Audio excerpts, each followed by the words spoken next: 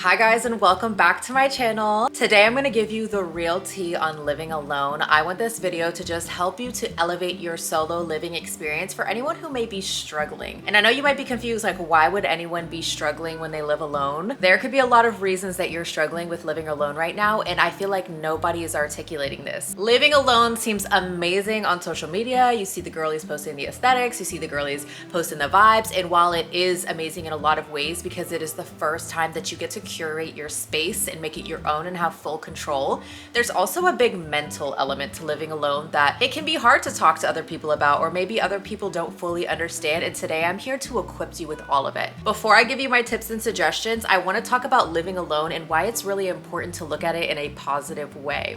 Living alone is a beautiful first step to doing things by yourself, and the first real big investment that you are going to make outside of your vehicle. It is your place that you lay your head. Living alone comes if you are making a big step like moving out of your parents' house, moving out of the country, moving out of state, and especially for those girls who relocate to places where you might not have friends or family, living alone can be a big mental battle. Now, the positive side of living alone is if you look at the struggles that you may go through, whether it is the mental battles, it is the loneliness, it is the sadness, it is the disconnection through the community that you've had for your entire life, you need to really understand that God usually isolates people when they need to grow. God will isolate you because He wants you to see something that you cannot see when you are in a house with other people. God wants you to have experiences that push you because you can only really grow when something is broken. Something is broken so it can be put together back in a more beautiful way. So if you're living alone right now and you are struggling, I want you to remember that this time of isolation is for a reason. You will not be alone forever. When you move out from being alone, you are moving in with your husband, you are moving in with your friends' roommates, and this might be the only time in your life that you get to enjoy this solitude,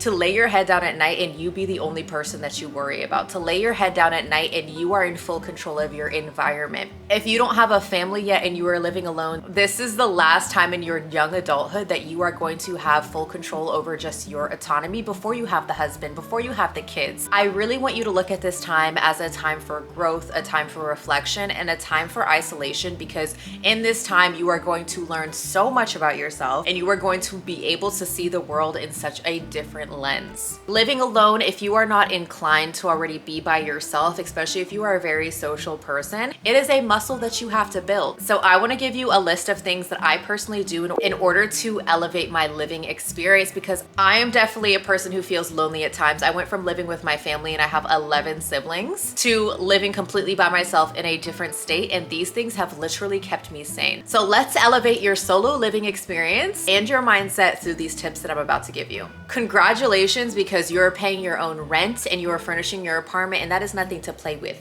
I don't care if you live in a luxury apartment. I don't care if you live in a hovel. If you are living by yourself and you are funding your lifestyle, congratulations, because you are doing more than 90% of the population can do at this time. So pat yourself on the back, okay? Pat yourself on the back. The first thing that you are going to be sure to have is a morning and night routine. When you are living alone, it can just feel like your days are all blurring together, especially if you have a hectic life, especially if your work takes up a majority of your time. It can be so easy for the days to blur together and you are losing track of time. So a morning and night routine is going to help you reset every single morning and every single evening to help you to just reconnect with yourself, evaluate what's going on with the day. It's a time for self-care, especially if you're a super busy person, and it also gives you a sense of stability. If you are someone who works from home, you can wake up and go straight to your computer, and that is not the way that you should be doing it, because you are not prioritizing yourself and you are not giving yourself that morning routine. I always laugh because people are like, oh, I don't have a morning routine. I'm like, yes, you do have a morning routine. You just don't know that you do.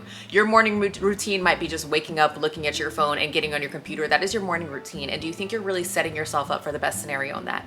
No. So when you're living alone, you want to give yourself structure. So a good night and morning routine is the first thing that you want to make sure that you are incorporating when you are living alone. The second, when you are living alone, you might go days without talking to a single soul. It's so easy to happen, especially if you are wrapped up in a bunch of things, especially if you're a movie binge watcher, especially if you have work from home. You might go days without speaking to somebody. It is so easy. So something that you are going to do, especially if you're struggling with living alone, is you are going to reach out to one friend a day. So maybe this is the same friend every single day and you're saying good morning to them, or you're calling them, whatever it may be, is you are going to make sure that you're reaching out to one person a day. So much of our happiness is based on human contact. So you want to make sure that you're interacting with someone, even if you're not leaving the house. Call your friends. If you don't have friends to call your family. Just have someone that you are in constant communication with every single day when you are at home.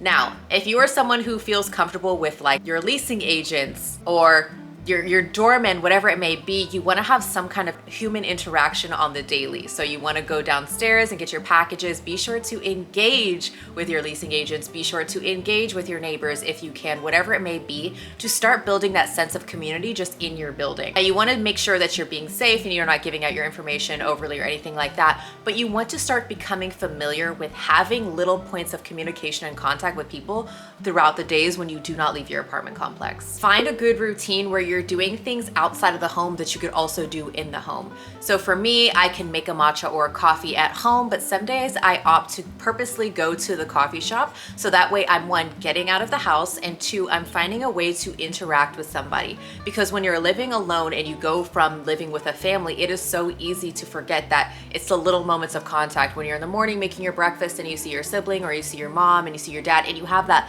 little quick interaction, good morning, good afternoon, whatever it may be, that does not exist when you live alone. So sometimes taking those little things that you can do at home and bringing them outside of the home is really important. If you want to do a workout, maybe go down to your gym instead of doing a home workout. If you want to get a coffee or a matcha, go out to a coffee shop, go out somewhere to be able to have those small interactions, even if you can do it at home. Find those little small moments to mimic what you can do at home outside of the house. Keep your house clean. Your home is your sanctuary. It is a representation of what's going on in your mind, and it is the place that you are physically existing in. Keep your house clean. Find the little moments to make sure that you are organized, to make sure that things are in place, because when you live at home, if your house is a mess, you are going to find yourself feeling sad and more prone to depression if your house is a pigsty. It is so easy to let dishes pile up. It is so easy to get out of your bed and leave it unmade because you're the only person who cares about it. But living alone and feeling good is going to require some form of discipline. You want to make sure that you're still doing the little things that you would do even with living with people when you live alone. alone. You wanna make sure that you're making the bed. You wanna make sure you're washing the dishes. You wanna make sure that you're hanging up the towel after yourself. It's going to make your mindset feel so much better when you're existing in a space that is clean, that is not cluttered, that you feel safe in. It just does something for the mind. It does something for the spirit. It's like a spiritual cleansing, just making sure that your home is organized, even if you're the only one who sees it. The next thing is normalize talking to yourself out loud. You are not a crazy person. All of my girls who have lived alone for an extended period of time, I know that you're guilty of this. And for anyone who's new here, yes, you are not crazy. You are completely normal. Talk to yourself out loud. Sometimes it's nice to be able to hear a voice outside of your head so that you're not feeling super lonely. It is normal, it is healthy, it is a sign of intelligence to talk to yourself. Do your checklist out loud, sing out loud, do something auditory. Do not sit in silence every day. Again, this is just going to lead you down a path of feeling depressed, feeling sad, feeling lonely. You're not going insane because you're talking to yourself out loud. It is completely normal. I know we have all been guilty of this last one, but do not spend all of your time in bed. For anyone who lives in a studio, make sure that you find a space outside of your bed to exist in. This is not good for your sleep hygiene. This is not good for your morale. This is not good for your back. This is not good. You do not want to get bed sores. You don't want to be that person who sleeps in bed, works from bed, eats from bed. It is not good. You need to separate sleep from existing. This is just going to help you feel like you have more of a sense of purpose. If you are working from home, this can be so difficult because it's so easy to just get up and grab your laptop and work from the bed. But you really want to start separating your bedroom, your bed, from the things that you do during the day. So when I first started living alone, I would spend so much of my time at bed, and then at night I'd be like, I can't sleep, or I feel like I'm super sad, or I feel like I have no purpose because I'm spending all of my time in a place that is just literally made for sleep. Get up, get dressed. I always get dressed. Right now, I've spent the whole day in the house and I'm wearing a matching sweatsuit. Yes, it's comfortable. Yes, I still look cute. I could run down and get my boxes and my mailbox, whatever it may be. Don't spend all your time in bed, and actually take time to get dressed so that you feel that sense of purpose, so you feel cute in your home. I say this in all of my videos, so you want to make sure that you're putting yourself together even if not a single soul sees you. It just does something for the mind. It makes you feel more motivated. It makes you feel more accomplished at the end of the day when you're taking off maybe a little bit of makeup, if you're taking off something, or even if you don't put on makeup. If you are having to change into your pajamas, there is a separation of what I did during the day to what is going to happen in the evening, and it is going to make you feel so much better. Those are some super and easy tips for the girl who might be feeling like, am I doing this living alone thing wrong? I thought it was supposed to be this exciting thing, and it actually feels quite lonely, and it feels like I'm doing the same thing every single day. These little tips are going to help you to start separating your days, making you feel better, inspiring yourself, lifting up yourself, and making living alone so much easier. I hope that these tips help you, and I will see you in the next video. Mwah.